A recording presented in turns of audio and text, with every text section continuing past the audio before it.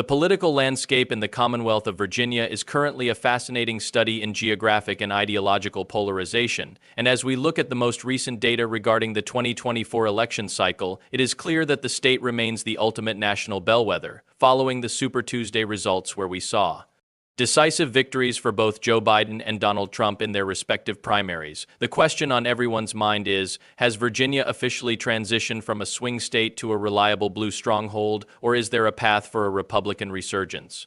Based on the latest polling and registration data, the answer is far more nuanced than a simple yes or no, because while Democrats have seen a surge in Northern Virginia and the Richmond suburbs, the Republican base in the Southwest and South Side remains incredibly energized and frustrated with the current administration. My take on this is that we are seeing a tale of two Virginias where the urban-rural divide is widening at an alarming rate, making it harder for any candidate to find a true middle ground that appeals to the entire Commonwealth. We are seeing a massive influx of campaign spending already, which suggests that neither national party is taking Virginia for granted, despite the double-digit lead Biden held in 2020.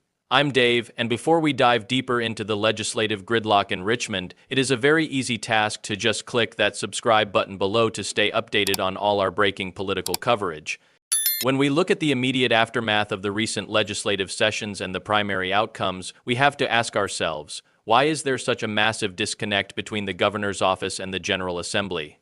The answer lies in the 2023 elections, which gave Democrats control of both the House of Delegates and the state Senate, effectively creating a blue wall against Governor Glenn Youngkin's conservative agenda. As a real person living through these political shifts, I find it incredibly telling that the governor's high-profile Spirit of Virginia initiative failed to flip the legislature, which has now led to a series of high-stakes vetoes regarding the state budget, minimum wage increases, and even the now-defunct Alexandria Stadium deal for the Capitals and Wizards. The current state of affairs in Virginia is essentially a legislative stalemate where neither side is willing to blink, and in my opinion, this is a direct reflection of a voter base that is deeply divided on the role of government in the economy.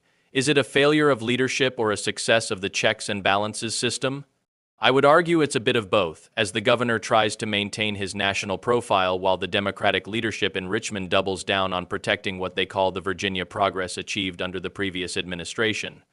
Moving our focus to the high-stakes 2024 general election matchups, the central question on the minds of every political analyst is, could Donald Trump actually flip Virginia back to the red column after nearly 2 decades of Democratic dominance?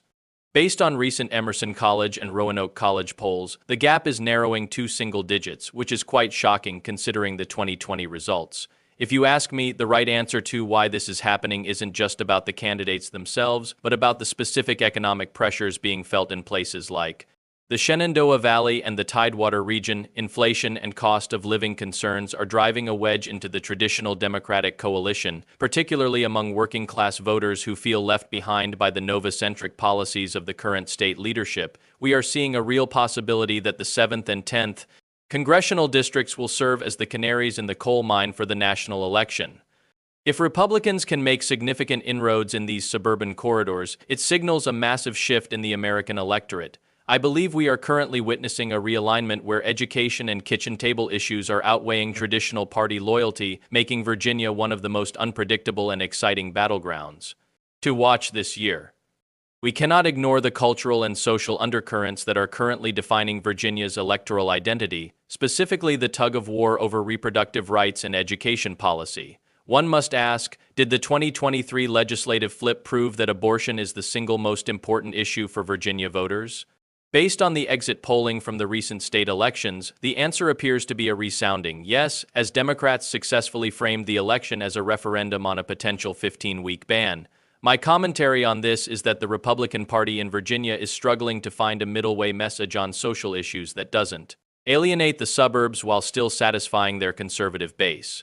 Meanwhile, we are seeing a massive debate over the merit-based admissions at elite schools like Thomas Jefferson High School, which has mobilized the Asian American and immigrant communities in ways we haven't seen before. This tells me that Virginia is no longer a state that can be won with a one-size-fits-all campaign strategy.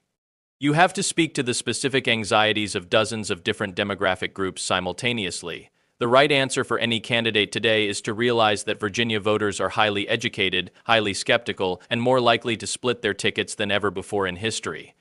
As we stand here today, the Virginia bellwether is ringing louder than ever, signaling that what happens in the Richmond suburbs and the Hampton Roads area will likely mirror the national mood come this November. The final question we need to address is the Virginia model of high turnout, high-stakes elections sustainable for the long-term health of our democracy? Looking at the data, Virginia has some of the most accessible voting laws in the country now, with 45 days of early voting, which has permanently changed the election day into an election season.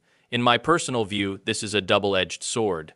While it increases participation, it also increases the length and cost of the political warfare we see on our television screens every single night. As we approach the final stretch of this campaign cycle, the true informations indicate that Virginia is a purple state that is currently painted blue, but the paint is starting to thin in several key areas. We are going to see a record-breaking turnout, and I believe the results will hinge entirely on which party can better define the future of the Commonwealth, be it through economic growth or social protection. I want to know what you think about these shifts in the Virginia political landscape, so please comment your ideas on that below, and don't forget to subscribe to my channel for more in-depth analysis. Thanks for watching.